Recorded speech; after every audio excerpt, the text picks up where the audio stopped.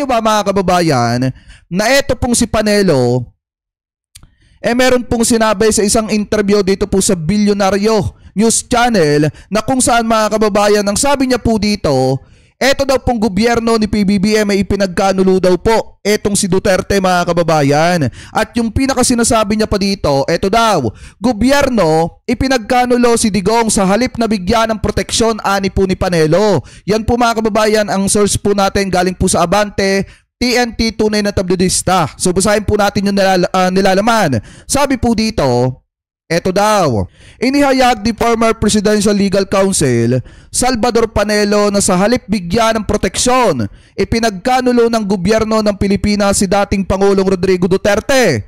Sa panayam ni Corina Sanchez Rojas sa agenda ng Bilyonaryo News Channel, muling iginiit ni Panelo na iligal ang pag-aresto kay Duterte at wala daw pong batayan. Pero kita nyo naman mga kababayan, may warrant of arrest naman at ipinadaan sa Interpol. So ngayon, ang sinasabi ng mga ito mga kababayan na ipinagkanulo daw ni PBBM, ng gobyerno ni PBBM, eto daw po si dating Pangulong Duterte. Siguro yung interview mga kababayan ng BBC ata yon, na kung saan ang na-interview po ata nila taga ICC at sinasabi na nakipagtulungan daw ang Pilipinas sa International Criminal Court para daw po maaresto etong si dating Pangulong Duterte. So ngayon, kung titingnan nyo mga kababayan, ipagpalagay natin totoo yung sinasabi doon.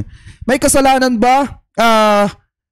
Tawag dito, kasalanan ba ng presidente mga kababayan na kailangan managot ni dating Pangulong Duterte sa International Criminal Court? Kasalanan ba ng presidente na may kaso si Digong na kailangan po niyang harapin? Kasalanan ba ni PBBM na hanggang ngayon ay hinahabol si Digong ng International Criminal Court? Sa dami ng mga ginawa nilang pagbatikos, pagbanat, pagyurak sa pagkatao ng presidente, bibigyan pa ba, puproteksyonan pa ba ni PBBM itong si Duterte doon sa kanya mga pananagutan? Siyempre kahit kayong presidente mga kababayan, hindi nyo na po gagawin yan. So ang maibibigay nyo lang na proteksyon kay dating Pangulong Duterte, yun ang wag malabag yung kanyang karapatan habang isinasagawa yung paglilitis ng International Criminal Court. Pero kung tutusin mga kababayan, kung totoo man yung mga lumalabas na balita na ipinagkanulo daw ng gobyerno ni PBBM etong si dating Pangulong Duterte, hindi na po kasalanan ng presidente kung may kinakaharap na kaso etong si dating Pangulong Duterte at dapat niyang panagutan yon. Dahil sa dami ng ginawa po nila sa presidente, hinayaan ni dating Pangulong Duterte na mag-imbento ng peking video na para lamang palabasin na mahina, gumagamit ng ipinagbabawal na bato etong si PBBM. Sa dami ng mga ginawa nila, binastos yung pamilya ni PBBM, siniraan kung ano-ano mga ibinato, kahit sino pong tao ay hindi na po talaga didepensa sa isang tao na araw-araw binabastos ang kanyang pamilya, araw-araw talagang tinitira siya, araw-araw gusto siyang paalisin sa gobyerno, sipain sa pagkapresidente at ipalit yung kanyang anak. Kahit sino pong tao hindi po gugustuhin yon. Kaya kahit kayo mga kababayan, hindi nyo naman din po protektahan yung tao na halos araw-araw sinisira kayo. Anyway, mga kababayan, sabi pa dito, basahin pa natin. Eto pa daw. Kinidnap siya, dinala sa ibang bansa. Isang bansa na walang kapangyarihan o karapatan na makialam sa atin at kumuha ng mamamayan ng ating bansa, wika po nitong si Panelo. Unang-una, yung foreign institution na yon, walang jurisdiction sa atin yon. Hindi na tayo miyembro, bakit sila makikialam? Dagdag pa ni Panelo. Sinabi rin ni Panelo na labag sa saligang batas ang pagsuko ng gobyerno kay Duterte sa International Criminal Court. Di ba labag din sa batas mga kababayan ang ipamigay mo ang Pilipinas? Yan yung pagkakaalam ko. Yung isubo mo pa lang at sabihin mo sa China na gawing probinsya ng China mga kababayan ng Pilipinas, kung nangyari yon talagang labag po talaga sa batas. Kaya nga kung tutusin mga kababayan, ito yung problema Kapag sila na yung tinatamaan ng mga bagay na ipinagkait nila sa mamamayang Pilipino nung panahon po nila, ngayon umiiyak-iyak sila at sinasabi po nila na kailangan nila ng due process, kailangan nila ng protection mula sa gobyerno. Naibigay ba nila yan doon sa mga tao, yung mga inosente na tinanggalan nila ng buhay nung panahon po nila? Ipinagkalooban nila yan doon sa mga katulad ni Kian mga kababayan na binawian ng buhay? Ibinigay ba nila yan dun sa mga bata na nadamay dahil po dun sa mali nilang pulisiya? Hindi nila ipinagkaloob yan. Napakaswerte pa rin nila kasi para lang na masyal etong si Duterte dun sa The Hague. Di ba mga kababayan, napakaswerte ni Digong, napakaganda ng kanyang pagkukulungan, ng kanyang detaining room. Napakaayos ng kanyang kalagayan doon. Inaasikaso yung kanyang kalusugan. So ano pa ang hinahanap ng mga taga-suporta ni dating Pangulong Duterte? Alam nyo mga kababayan, kung tutusin, ipapaalala lang natin sa kanila, kung meron mang may utang na loob, walang iba yon kung hindi ang pamilyang Duterte sa pamilyang Marcos. Kasi kung hindi dahil sa Marcoses, hindi po mananalo si dating Pangulong Duterte bilang presidente ng Republika ng Pilipinas. Ano po, ngayon ipagpatuloy pa natin. Sabi pa dito, sinabi rin ni Panelo na labag sa saligang batas ang pagsuko ng gobyerno kay Duterte sa International Criminal Court. Ito namang gobyerno natin, sa halip na bigyan ng proteksyon ang isang mamamayan, ipinagkanulo pa, isinuko pa. Yan po ay paglabag sa saligang batas sapagkat ang trabaho ng gobyerno ay pangalagaan, bigyan ng proteksyon ang mamamayan, pero sa halip ganoon ang ginawa ay isinukuan niya. Yan po yung pagkakasabi dito mga kababayan. Sa halip daw na proteksyonan itong si Digong, isinuko pa daw po ng gobyerno ni PBBM. Sabi ko nga po sa inyo mga kababayan, kahit ako ang presidente at araw-araw mo kung gustong patalsikin sa pwesto at sinisiraan ninyo ko ng paulit-ulit, hindi kayo tumitigil, sa glip na proteksyonan kita, hahayaan kitang harapin yung mga totoo mong kaaway. Hahayaan kita na panagutan mo at sagutin mo yung mga ibinabatong accusation sa'yo at yung mga demanda na isinampa laban sa'yo. So may mali ba sa ginawa ng presidente? Kung sakali man na sinasabi nila na ang gobyerno ng Pilipinas nakipagtulungan sa Interpol para maaresto etong si dating Pangulong Duterte, mali ba ang ginawa ng gobyerno natin? Hindi, kasi mga kababayan, sinunod lang nila yung tamang procedure na kung saan naglabas ng arrest warrant ang ICC, pinadaan sa Interpol, may obligasyon tayo, kailangan nating gampanan yun. Wala pong mali sa ginawa ng gobyerno ni PBBM mga kababayan. At kung sinasabi man nila na isinuko ng presidente etong si Duterte ay dahil may kailangan po siyang panagutan. At siya po 2017 pa lang mga kababayan na i-file yung kaso laban sa kanya, idinumanda siya sa International Criminal Court. Kahit nung presidente pa siya, hinahabol na siya, iniimbestigahan siya. So hindi na po kasalanan yan ni PBBM. Ano po ngayon mga kababayan, sinasabi nitong si Panelo na labag daw po sa batas yung ginawa ng ating gobyerno na isuko etong si Duterte dito daw po sa International Criminal Court kasi wala nga daw pong jurisdiction. So ngayon pakinggan po natin etong isa pang balita na nakita natin na kung saan mga kababayan, eto, sabi dito, may natitira bang obligasyon ng Pilipinas na makipagtulungan sa ICC? Patanong po yan. Ayon kay Attorney Gel o Attorney Hel Anthony Aquino, may residual obligation ang bansa ayon sa ICC at Supreme Court. Pero ang tanong, saklaw ba nito ang pag-aresto at pagsuko ng isang akusado? Pakinggan po nating mabuti. In fact, I plan to write a paper about it kasi sobrang komplikadong yung question na yan. Did he act out of an obligation or did he just voluntarily do it? Before you answer that question, meron pa bang obligasyon ang Pilipinas sa ICC? Ang sagot kasi dyan na short is meron pa.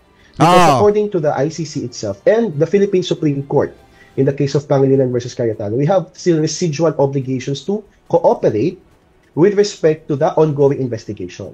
Ibig sabihin mga kababayan, kahit wala na po tayo sa Roman Statute, may obligasyon pa rin tayo sa ICC bilang pagrespeto mga kababayan dun sa nauna po nilang investigasyon. Kung titingnan nyo, naging miyembro ang Pilipinas mga kababayan, naging miyembro tayo ng Roman Statute noong 2011. Pakitama na lamang po ko kung ako po ay mali. Panahon pa po yan ni dating Pangulong Pinoy. Mga kababayan, ngayon, nawala lang naman tayo. Kailan ba tayo nawala? 2019 mga kababayan. So bago umalis ang Pilipinas sa Roman Statute, meron na pong ongoing investigation patungkol po dito sa extrajudicial killings ng dating administrasyon. Kaya kung titingnan po natin mabuti mga kababayan, meron pa talagang obligasyon ang Pilipinas kahit wala na po tayo sa ICC. Kasi nga may nauna na pong investigasyon ang ICC dito po sa ating bansa. Ngayon ipagpatuloy pa natin. So, may duty tayo to cooperate. Ang tanong is, does a duty to cooperate in the investigation also mean a duty to cooperate in the arrest and sending of that person to the ICC? Yun yung big question mark. And in fact, the President Marcos, ang sinasabi niyang basis is not the Rome Statute. Ang sinasabi niyang basis is because we need to cooperate with the Interpol. Diba? Galing sa Interpol, yung direct, kumbaga yung request nila. So sa Interpol sila nag-cooperate. So ang tanong, is it out of an obligation? It's a big question. Nagdedebate pa rin kami ng mga kausap ko na other lawyers about it kasi at this stage, I cannot say that with certainty that we have an obligation or nor do we not have an obligation. Ayan mga kababayan ha, kita nyo nung yung about sa ICC, sinasabi na may ongoing investigation. 2011, naging miyembro tayo ng ICC mga kababayan, nawala lang tayo 2019, ibig sabihin bilang pagrespeto sa naunang investigasyon ng International Criminal Court, kailangan po natin maki-ooperate. Kaso nga lang, ang sabi ng presidente ni PBBM, hindi po tayo maki-cooperate mga kababayan sa ICC at yan naman po ay pinanindigan nila. At gaya nga po ng sabi ko mga kababayan, anytime naman pwedeng magbago ang pananaw ng presidente hingil po sa isyong yan. Lalo na kung nakikita niya mga kababayan na yung tao na dapat po ay dinidepensahan niya, araw-araw po siyang gustong sirain. Alam niyo po ba mga kababayan, ito balik lang tayo nung bago pa lamang magkaroon ng 2022 presidential election. Kung matatandaan nyo, hindi pa nagpapahayag si PBBM ng pagtakbo niya sa pagka-presidente, nagiging usap-usapan pa lang ano ba yung naging sagot ni dating Pangulong Duterte nung nalaman niya at narinig niya doon sa mga usap-usapan na tatakbo sa pagka-presidente etong si PBBM. Diba isa lang naman yung sinabi niya na hindi niya susuportahan kasi nga unang-una, weak leader, may bagahe mga kababayan hanggang sa dumating na sa point na inaakusahan niya ng gumagamit ng ipinagbabawal na bato na naging dahilan para magpa-drug test etong si PBBM. So ngayon, hindi pa presidente si PBBM, binibira na siya ni Digong, binabastos na siya at inaakusahan ng kung ano-ano hanggang sa naging presidente. Etong si PBBM at kung matatandaan nyo dun sa Davao, yung rally po nila, tinawag nila na bangag at kung ano-ano pa, eto pong presidente hanggang sa pumunta na dun sa pagbabanta ni Sara Duterte sa buhay ng presidente, ng First Lady at saka ng House Speaker. Kaya kung titingnan nyo, kahit sino po talagang presidente, magbabago ang pananaw kung dapat pa ba niyang protektahan yung kanyang matalik na kaibigan or hayaan na lamang ito na panagutan yung mga dapat niyang panagutan dito sa International Criminal Court mga kababayan. Kaya kung titingnan nyo, hindi po kidnap yung nangyari kay dating Pangulong Duterte. Siya po ay kusang sumuko. Siya naman po ay abogado at alam naman po niya mga kababayan ng batas, siya ay kusang sumuko, nag-surrender siya at ngayon ay naandudo na siya sa dahig para litisin at pagbayaran yung kanya mga kasalanan. Mga kababayan, ano po? So ngayon yung mga nagsasabi diyan na kinidnap etong si dating Pangulong Duterte, walang hindi dumaan sa tamang proseso, isip nyo lamang po siguro yon.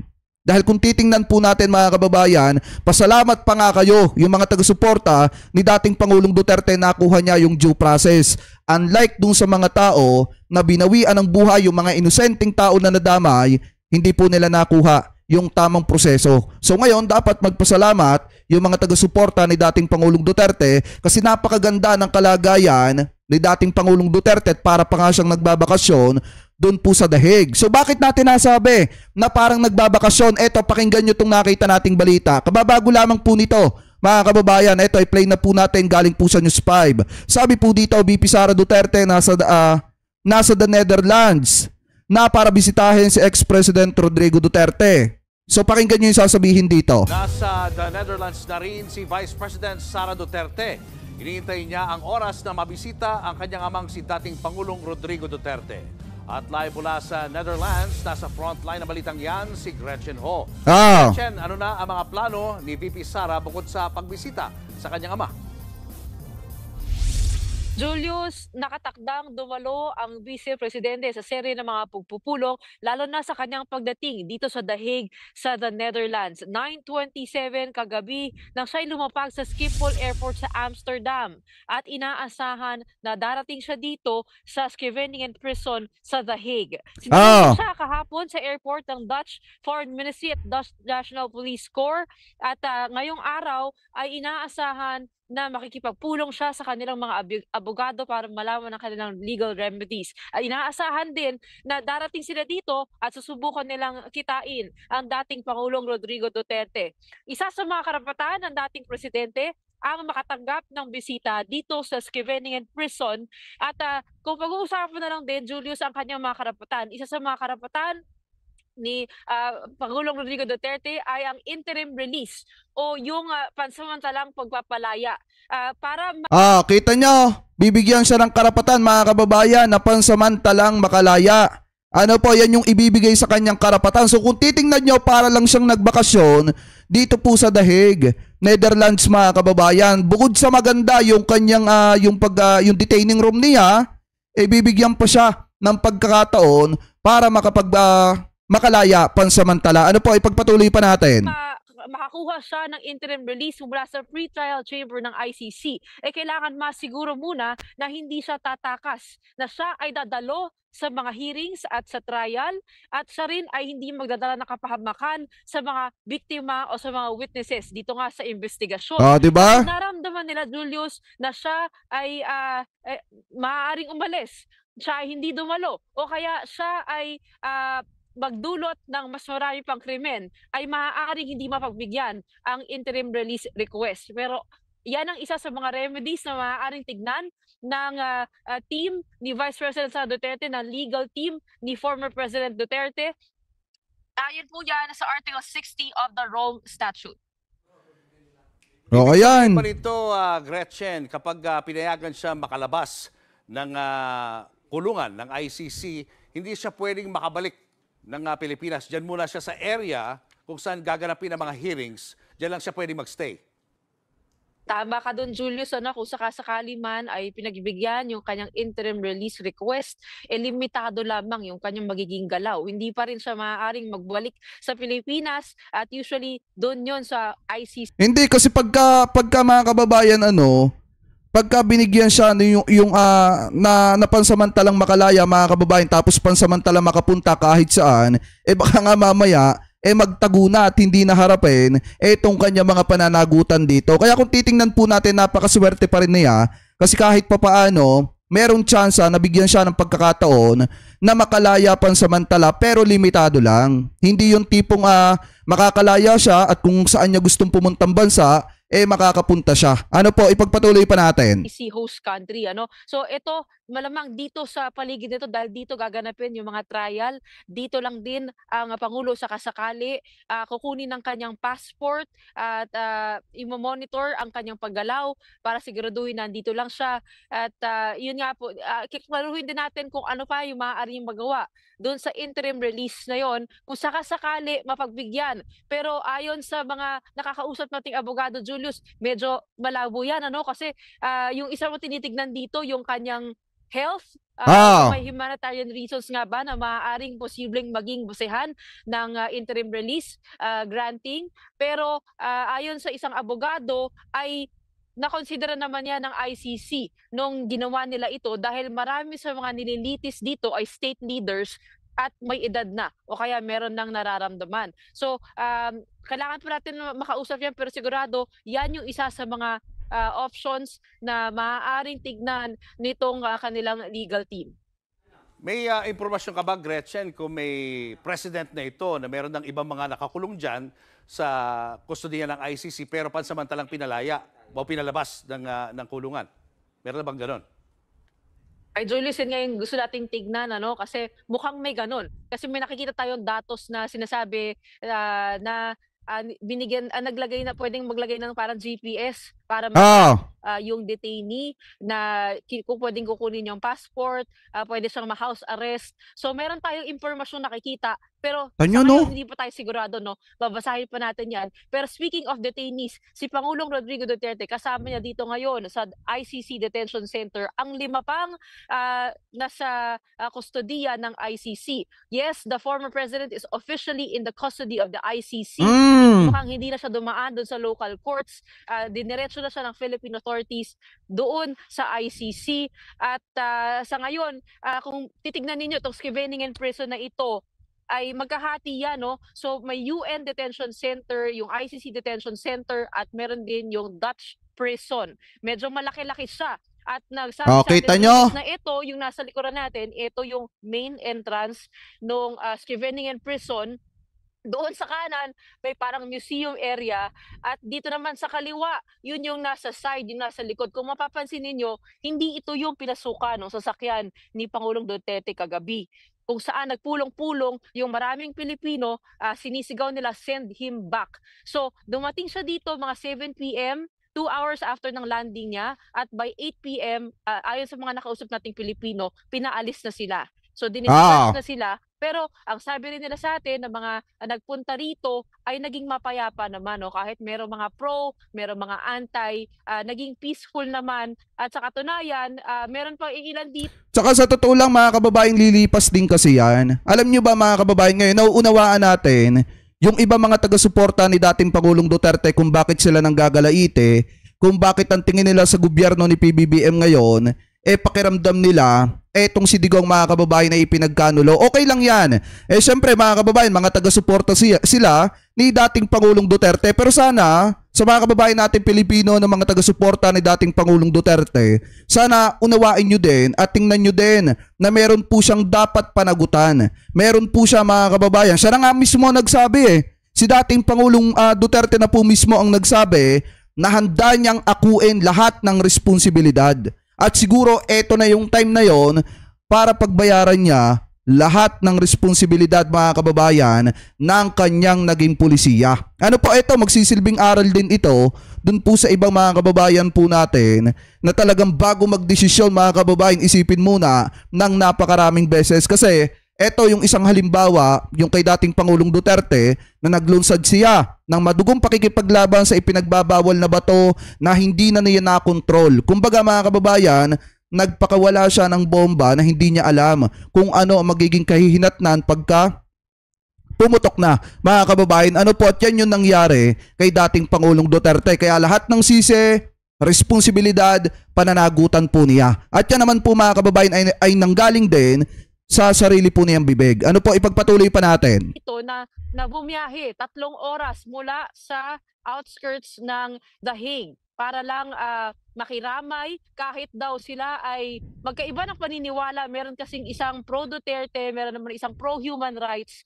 Magkaibigan daw sila. At ang mensahe nila, wag naman daw mag-away-away ang mga Pilipino.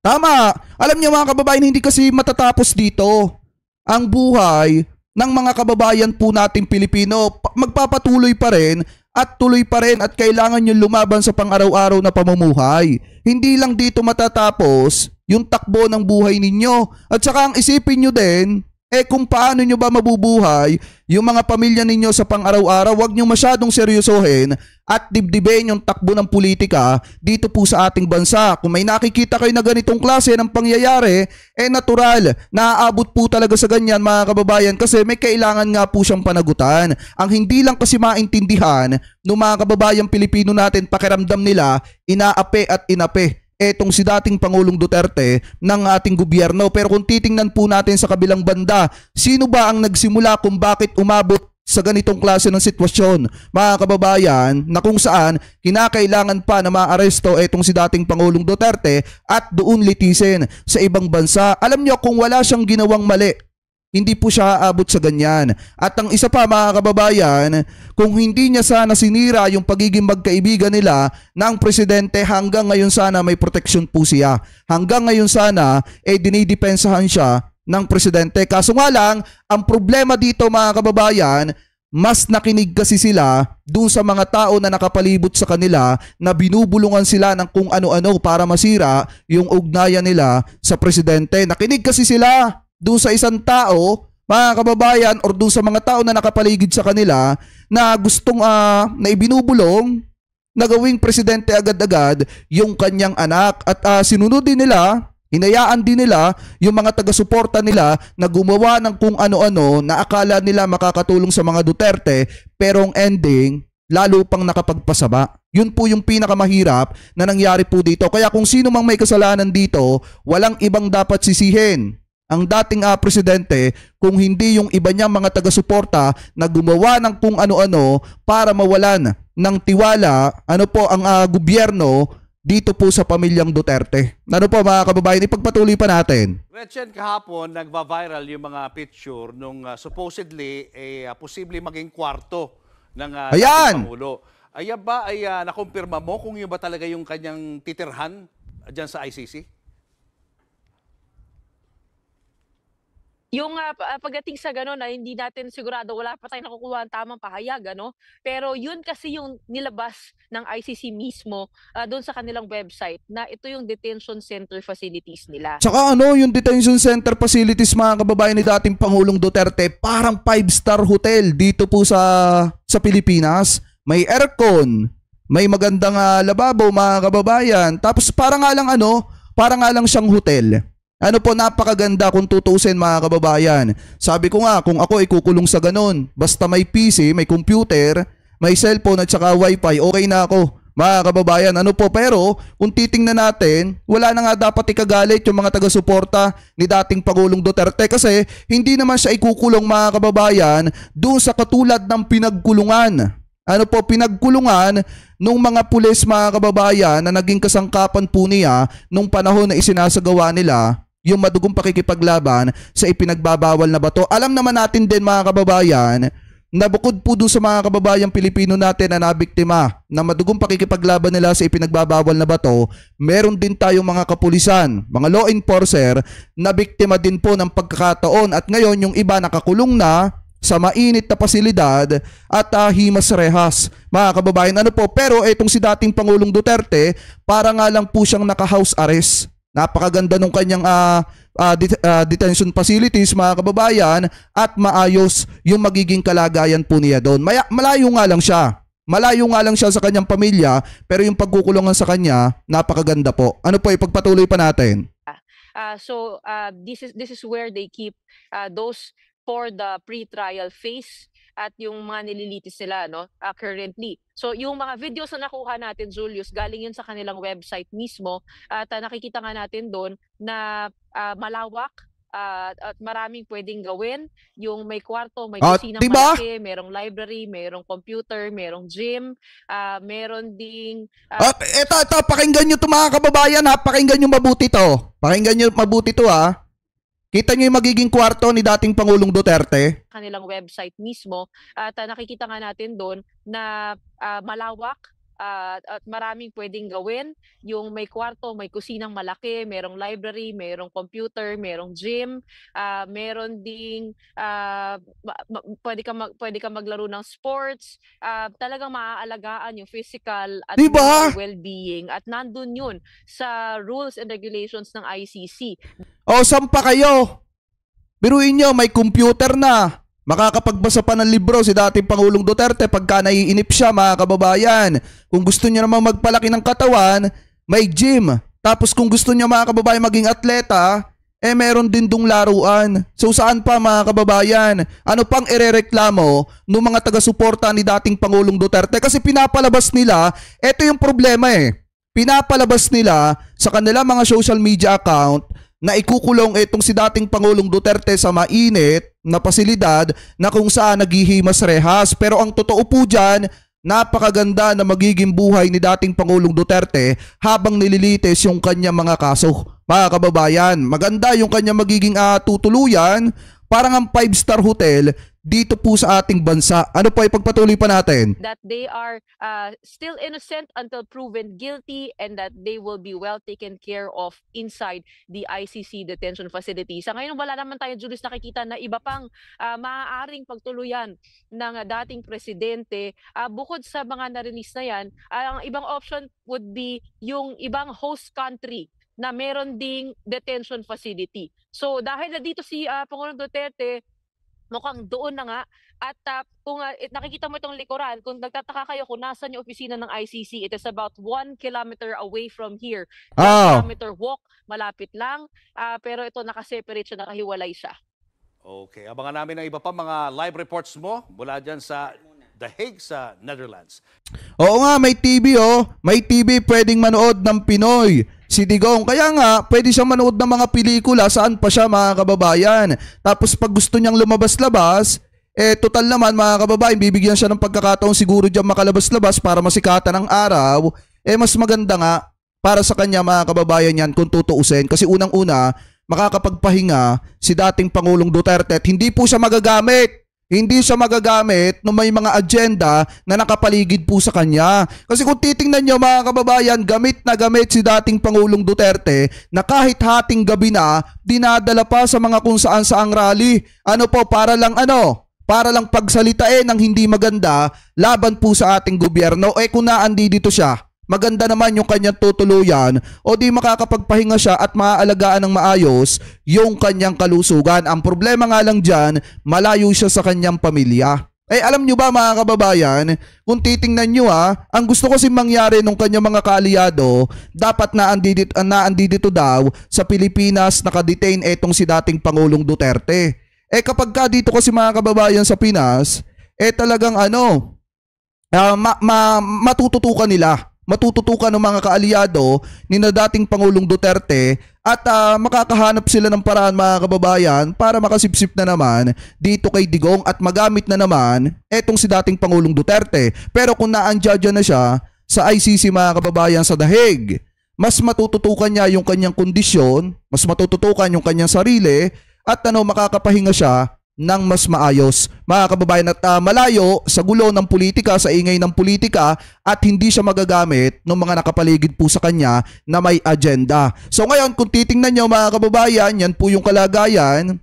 Sinabi naman po dito yung tutuluyan na pasilidad ni dating Pangulong Duterte, may gym, may TV, may computer, may library. Tapos makakagalaw siya ng maayos kasi medyo malaki mga kababayan yung kanyang tutuluyan. So ano pa yung hinahanap ng mga taga-suporta po niya. So maliwanag naman po na magiging maayos ang kalagayan ni dating Pangulong Duterte dito at maaalagaan yung kanyang kondisyon.